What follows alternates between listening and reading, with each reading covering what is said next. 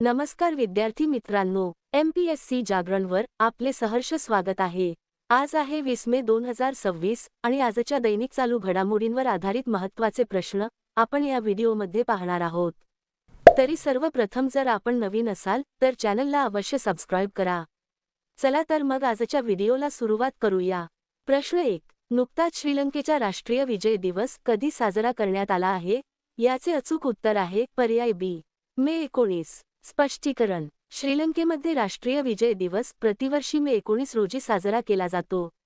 हा दिवस 2009 मध्ये LTTE विरुद्धच्या जवळपास 3 दशके लांब चाललेल्या गृहयुद्धाचा अंत आणि देशाला दहशतवादापासून मिळालेल्या मुक्तीच्या स्मरणार्थ साजरा केला जातो। प्रश्न 2. नुकतेच नॅशनल AI डॉक्टर्स मिशन कोणत्या शहरात लॉन्च करण्यात आले आहे? याचे अचूक उत्तर आहे पर्याय सी, नवी दिल्ली। स्पष्टीकरण: नुकतेच नॅशनल AI डॉक्टर्स मिशन नवी दिल्ली येथे लॉन्च करण्यात आले आहे। हे 17 मे 2026 रोजी हेल्थ AI कॉन 2026 दरम्यान मेडिकल डायलॉग्सद्वारे नॅशनल मेडिकल फोरमच्या सहकार्याने सुरू करण्यात आले होते। या मिशनचा मुख्य उद्देश देशातील डॉक्टरांना आर्टिफिशियल इंटेलिजन्स तंत्रज्ञानाच्या आणि नैतिक वापरासाठी प्रशिक्षित करणे हा आहे। प्रश्न 3. नुकतेच कोणत्या देशाद्वारे पंतप्रधान मोदींना 32वा आंतरराष्ट्रीय सर्वोच्च पुरस्कार प्रदान करण्यात आला आहे? याचे अचूक उत्तर आहे पर्याय बी, नॉर्वे। स्पष्टीकरण: पंतप्रधान नरेंद्र मोदी यांना नुकतेच नॉर्वे देशाने त्यांच्या सर्वोच्च नागरी सन्मानाने म्हणजेच Grand Cross of the Royal Norwegian Order of मेरिटने सन्मानित केले आहे। हा त्यांच्या जागतिक नेतृत्वाला मान्यता देणारा त्यांचा 32वा आंतरराष्ट्रीय पुरस्कार ठरला आहे। नॉर्वे देशाची माहिती: राजधानी ओस्लो, चलन नॉर्वेजियन क्रोन, पंतप्रधान जोनास गहर स्टोर। प्रश्न 4. नुकतेच कामी रीता शेर्पा यांनी विक्रमी कितव्यांदा माउंट एव्हरेस्ट सर करून एक नवा इतिहास रचला आहे? याचे अचूक उत्तर आहे पर्याय सी, 32व्यांदा। स्पष्टीकरण: नेपाळचे प्रसिद्ध 56 वर्षीय गिर्यारोहक कामी रीता शेर्पा यांनी 32व्यांदा माउंट एव्हरेस्ट सर करून एक नवा इतिहास रचला आहे। त्यांनी मे 2026 मध्ये एव्हरेस्टवर यशस्वी चढाई करून स्वतःचाच मागील जागतिक विक्रम मोडला आहे। त्यांनी पहिल्यांदा वर्ष 1994 मध्ये माउंट एव्हरेस्ट यशस्वीरित्या सर केला होता आणि तेव्हापासून ते सतत गिर्यारोहण क्षेत्रात सक्रिय आहेत। गिर्यारोहण क्षेत्रात त्यांना एव्हरेस्ट मॅन या नावाने देखील ओळखले जाते। प्रश्न 5. नुकतेच रोममध्ये आयोजित इटालियन ओपन 2026 चे विजेतेपद कोणी जिंकले आहे? याचे अचूक उत्तर आहे पर्याय डी, जॅनिक सिनर। स्पष्टीकरण: इटलीच्या जॅनिक सिनरने अंतिम सामन्यात नॉर्वेच्या कॅस्पर रुडचा पराभव केला। ते 50 वर्षांनंतर हे प्रतिष्ठित विजेतेपद जिंकणारे पहिले इटालियन पुरुष खेळाडू बनले आहेत। जॅनिक सिनरने रोममध्ये आपले पहिले विजेतेपद जिंकून इतिहास रचला आहे। प्रश्न 6. नुकतीच कोणाची UIDAIच्या मुख्य कार्यकारी अधिकारीपदी नियुक्ती करण्यात आली आहे? याचे अचूक उत्तर आहे पर्याय बी, सौरभ विजय। स्पष्टीकरण: वरिष्ठ IAS अधिकारी सौरभ विजय यांची भारतीय विशिष्ट ओळख प्राधिकरण म्हणजेच UIDAIच्या मुख्य कार्यकारी अधिकारीपदी नियुक्ती करण्यात आली आहे। त्यांनी नुकताच या पदाचा अधिकृत कार्यभार स्वीकारला आहे। मागील भूमिका: UIDAI मध्ये रुजू होण्यापूर्वी ते महाराष्ट्र शासनाच्या वित्त विभागात प्रधान सचिव खर्च म्हणून कार्यरत होते।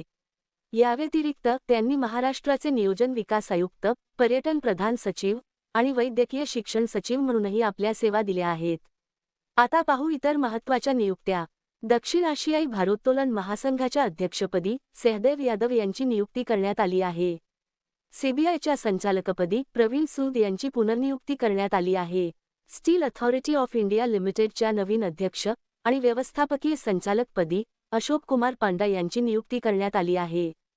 प्रशांत पिसे यांची ओमानमध्ये भारताचे नवीन राजदूत म्हणून नियुक्ती करण्यात आली आहे। भारतीय उद्योग महासंघच्या अध्यक्षपदी आर मुकुंदन यांची नियुक्ती करण्यात आली आहे। मनोज अग्रवाल यांची पश्चिम बंगालच्या मुख्य सचिवपदी नियुक्ती करण्यात आली आहे। कृष्णा स्वामीनाथन यांची नवीन नौदल प्रमुख म्हणून नियुक्ती करण्यात आली आहे। प्रश्न 7. नुकतेच संयुक्त राष्ट्र वन मंचाचे 21वे अधिवेशन कुठे आयोजित करण्यात आले आहे?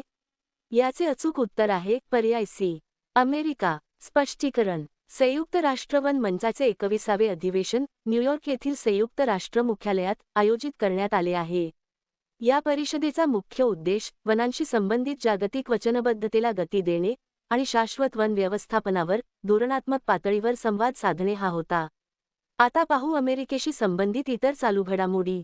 अमेरिकेने प्रोजेक्ट फ्रीडम सुरू करण्याची घोषणा केली आहे. सिपरी 2025च्या अहवालानुसार संरक्षण खर्चाच्या बाबतीत अमेरिका अव्वल स्थानावर राहिली आहे. अमेरिकेच्या संसदेत H-1B व्हिसा कार्यक्रम 3 वर्षांसाठी स्थगित करण्यासंबंधीचे विधेयक सादर करण्यात आले आहे.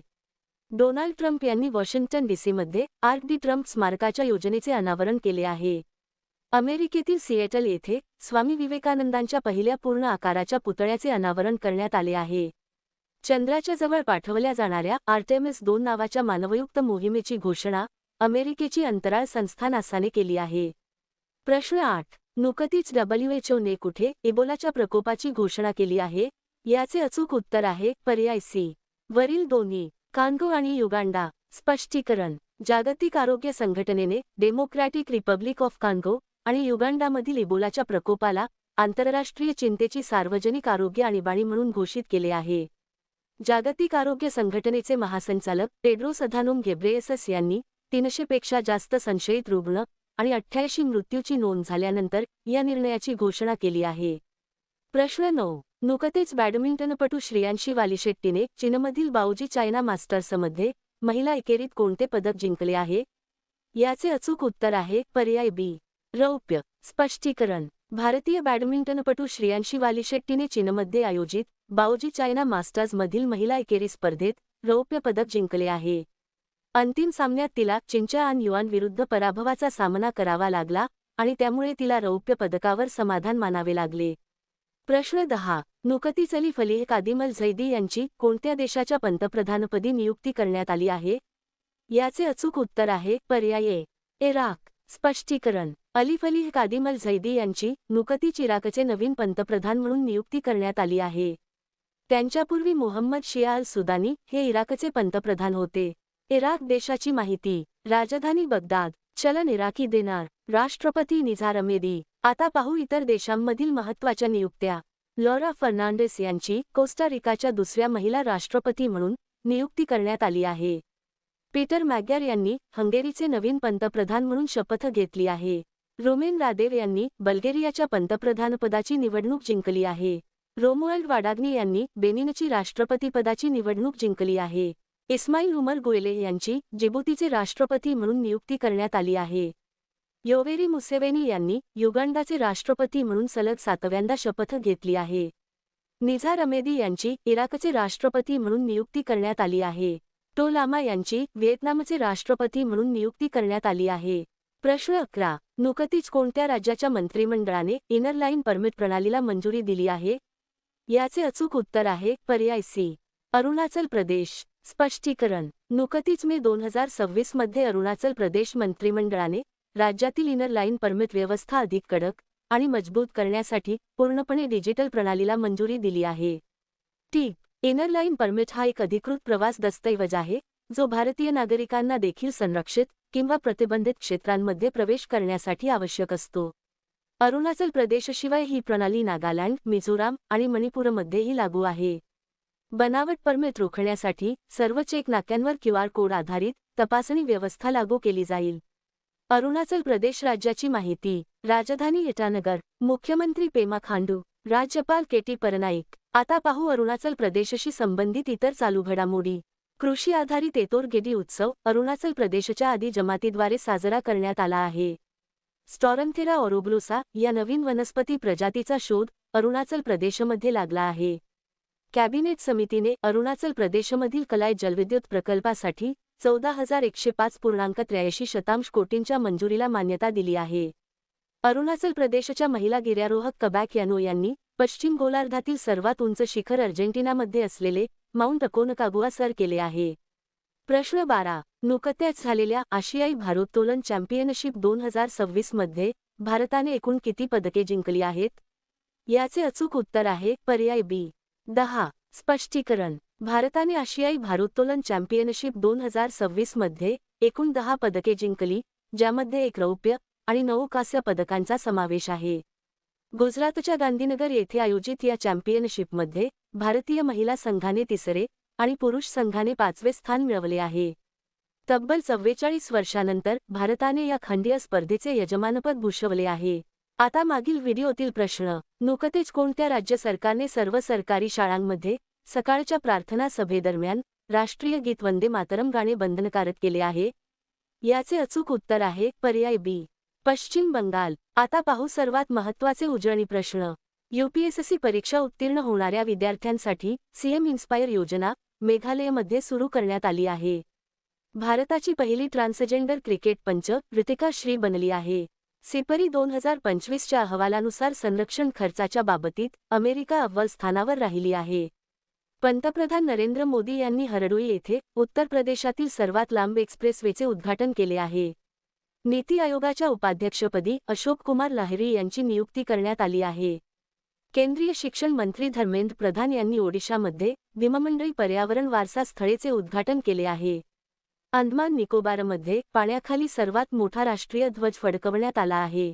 कृषी मंत्रालयाद्वारे 2 दिवसीय कृषी कार्यक्रम फ्रूट होरायझन 2026चे आयोजन लखनौ येथे करण्यात आले आहे. इंटरनॅशनल बिग कॅट अलायन्समध्ये सामील होणारा 26वा सदस्य देश सौदी अरेबिया बनला आहे.